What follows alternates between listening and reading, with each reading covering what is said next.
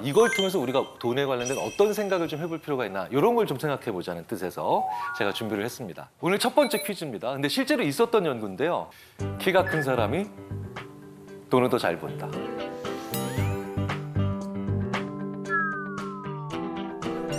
갑자기 한승현님 갑자기 굉장히 속상해하시고 지상렬님 굉장히 지금 뿌듯해하시고 계신데 오라고 생각하시는 분 한번 손들어 주십시오. 오, 네, 좋습니다. 네, 좋습니다. 네. 자, 그럼 X라고 생각하시는 분 손들어 주십시오. 네, 좋습니다. 내리시고요. 네. 근데 윤소희님은 갑자기 막 굉장히 강력하게 X 막 이렇게 하셨는데 키가 보통 좀 큰 편에 해당하시는데도 이렇게 X에 손드신 이유가 뭘까요?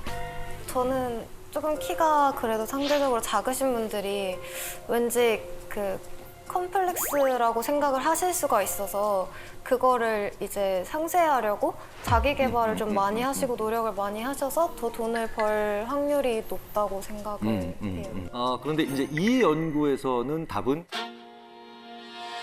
O였어요.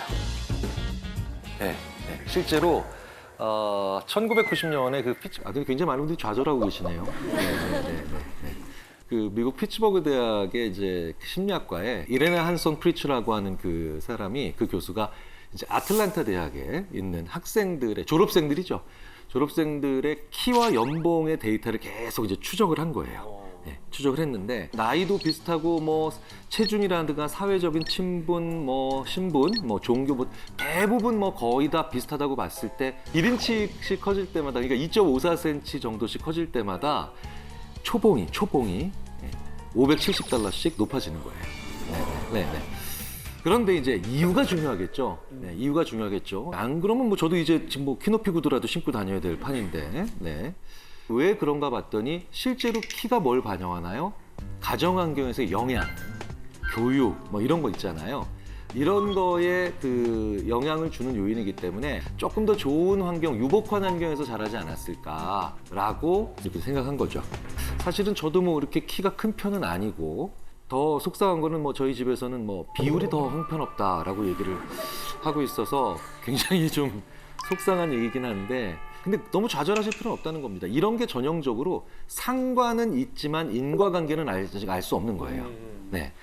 왜냐하면 여기에 또 다른 윤소희 님이 얘기하신 내용을 또 아주 재미있게 지지할 수 있는 게 있거든요. 뭐냐면 실제로 아주 능력이 있거나 인품이 뛰어나거나 아니면 뭐 돈이 많다거나 이런 분들이 있죠. 이분 멀리서 보고 난 다음에 키 몇 센치일 것 같으냐 라고 얘기했을 때 그 사람의 키를 거의 4cm, 5cm 이상 더 높게 봅니다. 네, 높게 봅니다. 이게 더 커 보이는 거죠, 심리적으로도 커 보이는 거죠. 그러니까 자기 개발에 힘쓰는 사람들일수록 더 커 보인다는 거, 뭐 이것도 중요하죠. 자, 그러면 다음 문제도 한번 해볼게요. 다음 문제. 재밌다. 돈이 많으면 인생이 재밌어진다. 맞다고 생각하시는 분 손 한번 들어주십시오. 맞다고 생각하시는 분? 네, 좋습니다. 네, 맞다고? 네. 그렇지 않다고 생각한다. 네. 야, 이거 왔다 갔다 하네. 네. 감사합니다. 네. 자, 아까 한승현님 O를 선택하셨어요. 네. 왜 O를 선택하셨나요? 아무래도 그 돈의 문제가 좀 줄어들면 내가 해야 하는 활동보다 하고 싶었던 활동에 더 시간을 쓸 수 있어서 좀 더 재미있는 생활을 할 수 있지 않을까. 그렇게 돈으로부터 벗어나서 진정한 자유를 얻고 싶다. 네, 이런 얘기들 많이 하시거든요. 아마 그런 맥락이신 것 같아요. 네. 그런데 죄송하게도 정답은 X였습니다.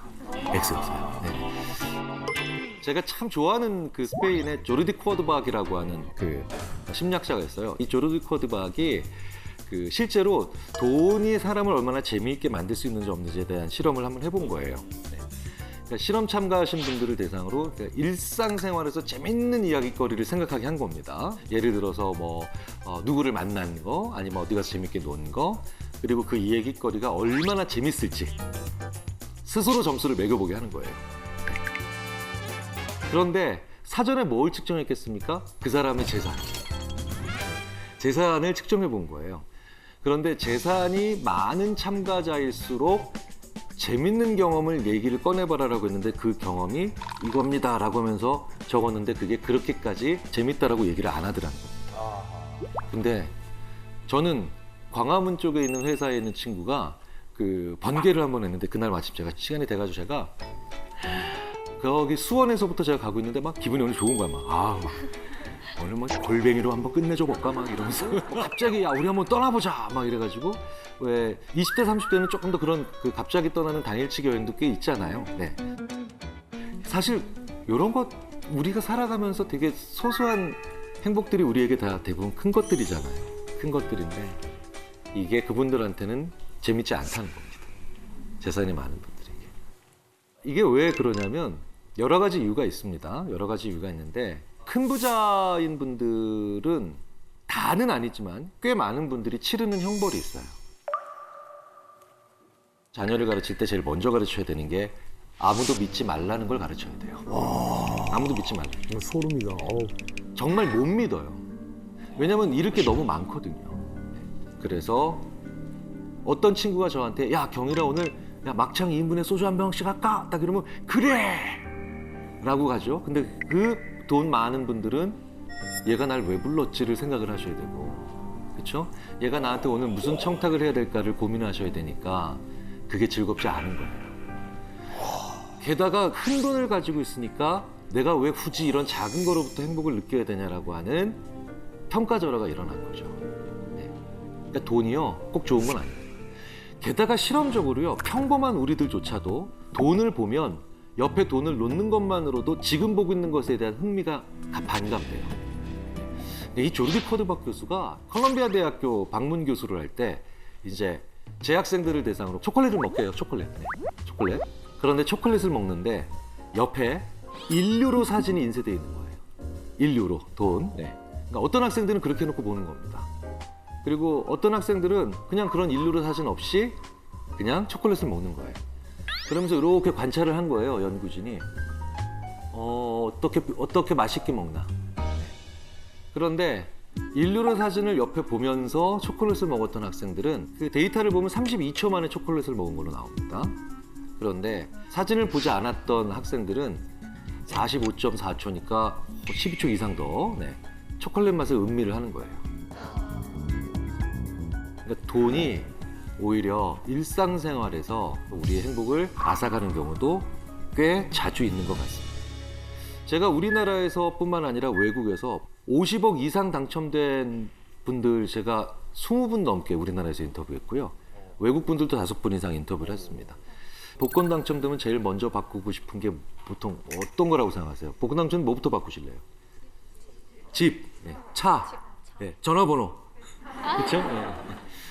근데 저도 진짜 깜짝 놀랐어요. 제가 뵀던 국내외에 복권 당첨됐다가 1, 2년 내에 파산하신 분들이 가장 먼저 바꾼 건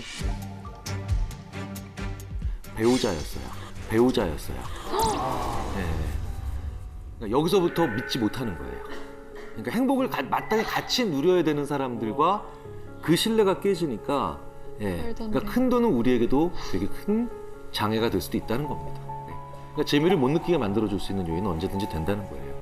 인간이 제일 알고 싶지만 알 수 없는 두 가지 고통스러운 게 그게 바로 확률과 가치라는 거예요. 확률과 가치. 인간이 이 두 개를 너무너무 알고 싶어요. 생각해보세요. 확률. 100살 넘을 때까지 사실 확률. 이런 거 알고 싶잖아요, 우리가. 그렇죠? 내가 50년 내에 500억 정말 벌 수 있는 확률. 그렇죠? 그 다음에 우리 아이가 대학에 들어갈 확률. 갑자기 이건 되게 궁금해지네요. 모든 확률을 우리가 궁금해하죠. 그래서 심리학자들은 인간이 확률을 모르기 때문에 그걸 물어보기 위해서 존재하게 만든 분이 그분이 바로 신이다 라고 얘기를 합니다. 나머지 하나가 가치죠. 정말 가치도 어려워요. 가치를 어떻게 판단하는 거예요. 너무너무 어렵잖아요. 특히 옛날 같으면 이게 얼마나 힘들겠어요. 내가 돼지를 한 마리 가지고 있는데 저쪽은 배추 20개를 가지고 있어요. 20포기를. 그럼 이거 어떻게 판단하는 거예요? 이제 슬슬 감이 잡히시죠? 우리 인간은 그저 교환의 목적으로만 만든 게 아니라 가치를 판단하고 싶은데 그 잣대가 필요했기 때문에 돈을 만든 거죠. 그래서 인간에게 가장 영향을 많이 미치는 건 지금까지 신과 돈입니다. 지난 수만 년, 수천 년 동안 인간에게 이 두 존재만큼 인간에게 많은 영향을 미친 게 없잖아요. 자, 그래서 그 가치 판단의 도구인 이 돈은 그렇기 때문에 내가 도구를 가지고 있으면 마치 게임할 때 아이템 확보한 것처럼 우리를 덜 힘들게 하는 건 분명히 맞습니다. 무슨 얘기냐? 돈을 세기만 해도 그 자체로 우리는 덜 아파요. 저는 예전에 그 되게 인상 깊게 봤던 영화가 있어요. 그 간첩이란 영화에 보면 영화 초반부에 그 김명민 님께서 이제 돈을 딱 맞는데 하면서 스멜 뭐 이런 장면이 있어요. 돈이 정말 위안이 되는 그런 장면. 실제로 중국 절강대학교에 저우신위의 교수라고 하는 분이 진짜 재밌는 실험을 또 합니다. 실험 참가한 분을 이렇게 두 그룹을 나눴어요. 한쪽에 있는 분들은 그냥 종이 모양의 지폐를 세는 거예요. 그런데 이쪽에 있는 분들은 어떻게 합니까? 진짜로 80장의 실제 지폐를 그냥 세는 거야. 네. 자, 그러고 난 다음에 뭘 하느냐? 50도짜리 물에 손을 넣는 겁니다.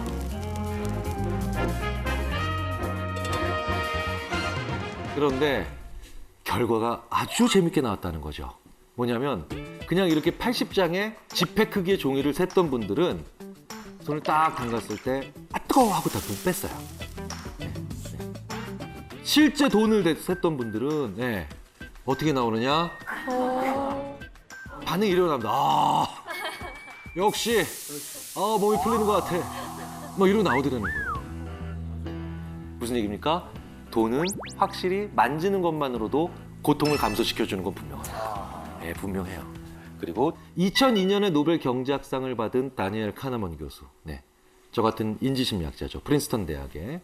실제로 이런 연구도 조사도 해본 적이 있습니다. 월 수입 3,000달러 이상인 분과 월 수입이 1,000달러 이하인 분.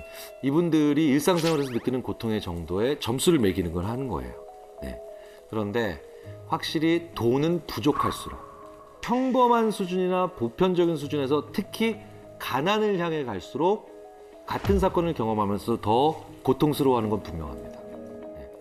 그래서 돈은 그 자체로서 행복 촉진제는 아닌 것 같아요. 근데 분명한 건 불안 완화제, 고통 진정제는 맞는 것 같아요.